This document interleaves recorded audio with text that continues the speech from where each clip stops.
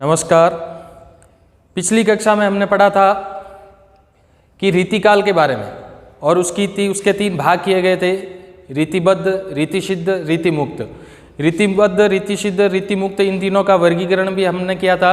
आज हम अध्ययन करेंगे रीतिकाल के प्रमुख कवि तथा उनकी प्रमुख रचनाओं के बारे में। तो सबसे पहले जो काव्यधारा थी रीतिकाल से संबंधित, रीतिबद्ध काव्यधारा।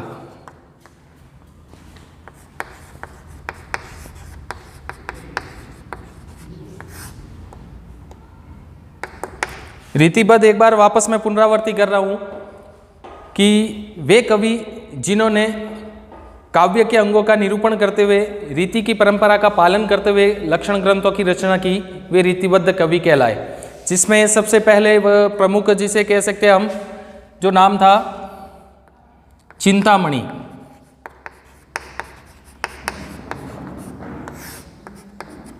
चिंतामणि की प्रमुख रचनाओं में कविकुल कल्पतरु,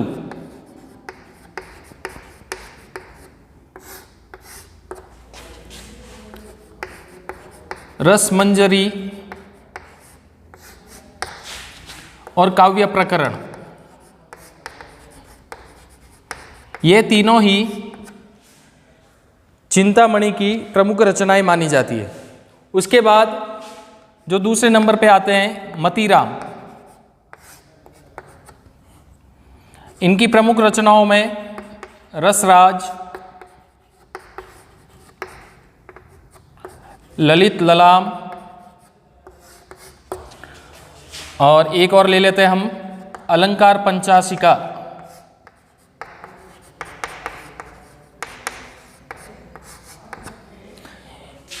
इसके बाद कवि भूषण, इसमें शिवराज भूषण,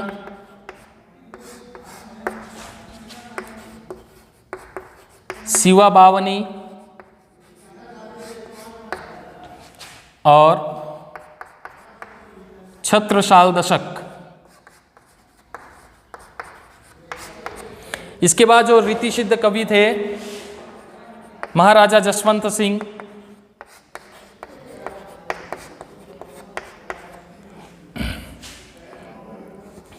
इसमें अपरोक्ष सिद्धांत,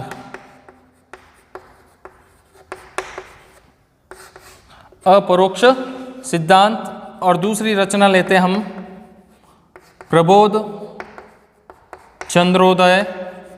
ये एक नाटक था। उसके बाद कविदेव। कविदेव की रचनाओं में भाव विलास, अष्टयाम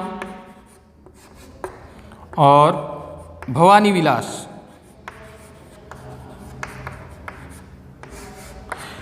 तो इस प्रकार ये चार पांच जो भी है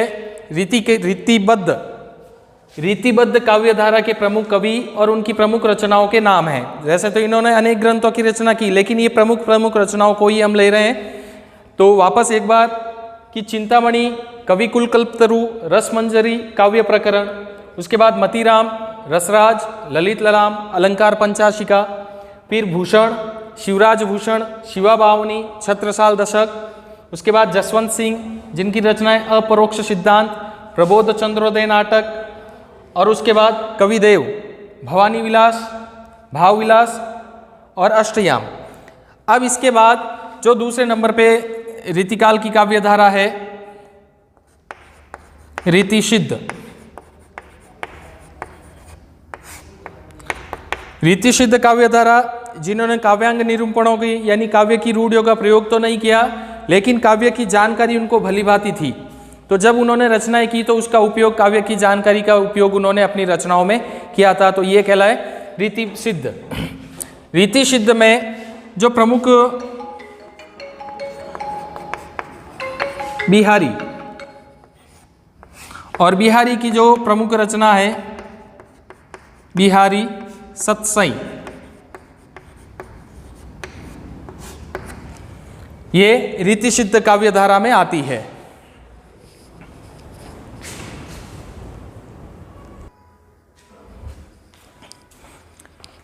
रीति सिद्ध, रीतिबद्ध, इसके बाद तीसरे नंबर पर रीति मुक्त काव्य धारा।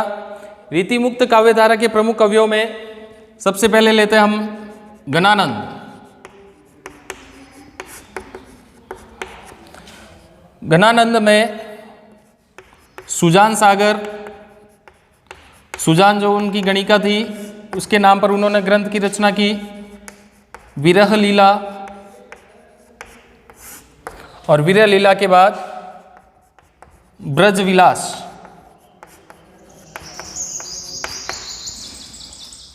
घनानंद की प्रमुख रचनाएं सुजान सागर, विरह लीला, ब्रज विलास। घनानंद के बाद आलम, कवि आलम। आलम की प्रमुख रीति युक्त रचनाओं में माधवानल, काम कंदला।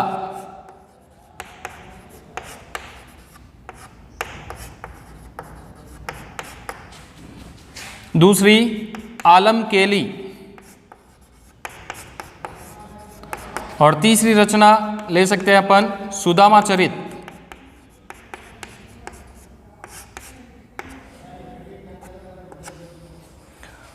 उसके बाद तीसरे नंबर पर बोधा। बोधा की प्रमुख रचनाओं में विरह वारिश, विरह वारिश के बाद इश्कनामा। उसके बाद जो चौथे नंबर पर रीति मुक्त कवियों में ठाकुर बुंदेलखंडी। बुंदेलखंड क्षेत्र से संबंधित होने के कारण इनके नाम के पीछे जुड़ा बुंदेलखंडी, और इनकी दो प्रमुख रचनाएं इनके नाम पर ही है, ठाकुर ठसक और ठाकुर शतक।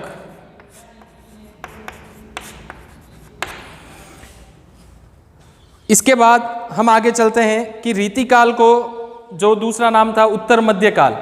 अब किन प्रवृत्तियों के कारण, किन विशेषताओं के कारण रीति का उत्तर मध्यकाल को रीतिकाल के नाम से जाना गया?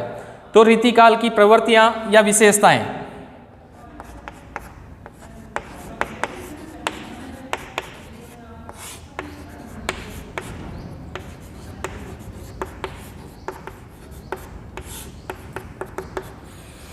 रीतिकाल की प्रवृत्तियों में यानी विशेषताओं में रीति काव्य जो इसके नाम से स्पष्ट है, श्रृंगार काव्य लक्षण ग्रंथों की श्रेणी में। उसके बाद और भी कई अन्य विशेषताएं थी जिनके कारण हम उत्तर मध्यकाल को रीतिकाल की श्रेणी के नाम से, रीतिकाल के नाम से जानते हैं। जैसे रीति काव्य प्रवृत्ति,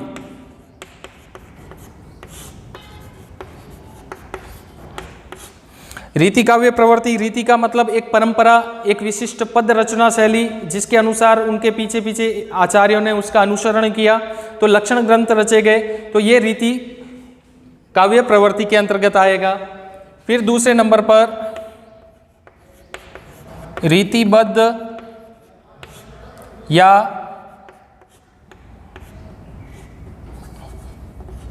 रीतिसिद्ध, रीतिबद्ध या रीतिसिद्ध श्रृंगार काव्य,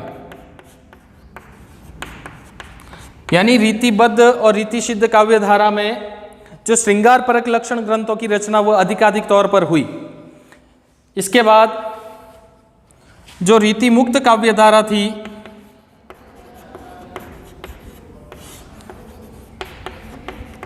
रीति मुक्त काव्य जो था वो प्रेम काव्य धारा के रूप में,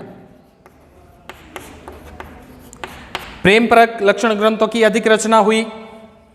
फिर चौथे नंबर पे रीतिबद्ध और रीतिसिद्ध श्रृंगार काव्य में, और रीति मुक्त जो था वो प्रेम काव्य में।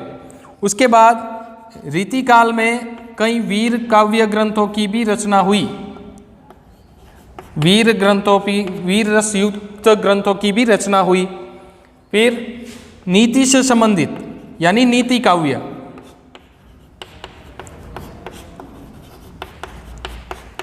नीति से आदर्श परक युक्त रचनाएं जो रची गई, नीति संबंधित रचनाएं जो रची गई, इसलिए रीतिकाल की काव्य धारा की एक विशेषता नीति काव्य धारा भी है। इसके बाद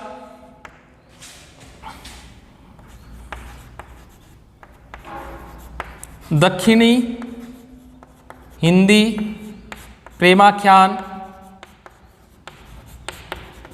या मसनवी शैली पर, मसनवी शैली युक्त रचना कह सकते हैं। दक्षिणी हिंदी प्रेमाख्यान ग्रंथ लिखे गए, मसनवी शैली का प्रयोग किया गया। और उसके बाद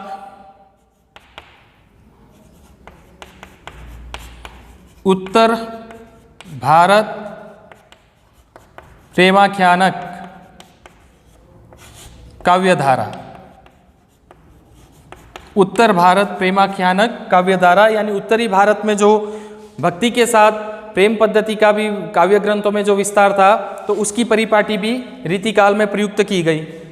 और अंतिम जो इसकी प्रवृत्ति या विशेषता है, भक्ति काव्यधारा, यानी भक्तिपरक रचनाओं ग्रंथों की भी रचना की गई।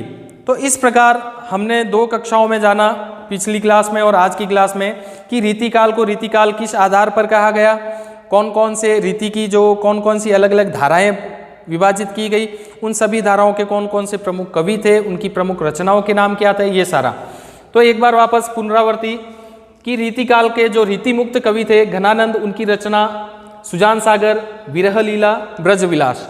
उसके बाद कवि आलम, जिनकी रचना है माधवानल, काम कंदलापुरी, एक रचना का नाम है, दूसरी है आलम केली और तीसरी है सुदामा चरित।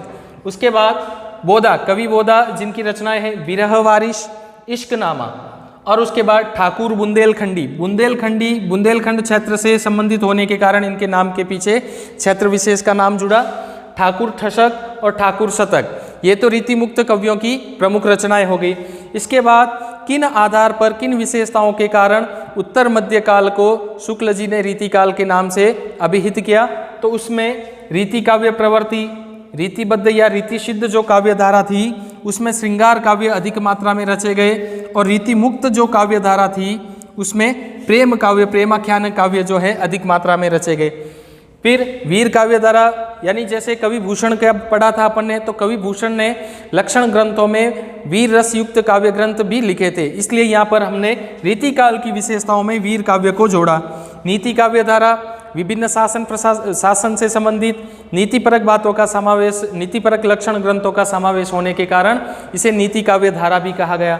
दक्षिणी हिंदी मसनवी शैली का प्रयोग, ये प्रमुख विशेषता के अंतर्गत आती है। फिर उत्तरी भारत प्रेमाख्यान काव्यधारा और भक्ति काव्यधारा। तो उपरोक्त इन विशेषताओं के कारण, इनके अलावा जैसे श्रृंगार परक, छंद लक्षणों का, ये छंदों का प्रयोग, अलंकारों का प्रयोग, ये सारा रीतिकाल की विशेषताओं के अंदर समाहित है। इस प्रकार आज की कक्षा में हमारा रीतिकाल जो है समाप्त होता है। आदिकाल, भक्तिकाल और रीतिकाल, ये तीनों ही काल हमने बिल्कुल संक्षिप्त में किए हैं। आधुनिक काल जो है वह आपकी कक्षा के लिए इम्पोर्टेंट है, क्योंकि उसी में से प्रश्न पूछे जाते हैं। तो आधुनिक काल आगे की कक्षा में हम विस्तार से करेंगे, एक एक चीज़, एक एक बात को हम क्लियर करके उसे विस्तारित रूप से नोट्स के रूप में हम करेंगे। आज की क्लास यहीं पर समाप्त। धन्यवाद।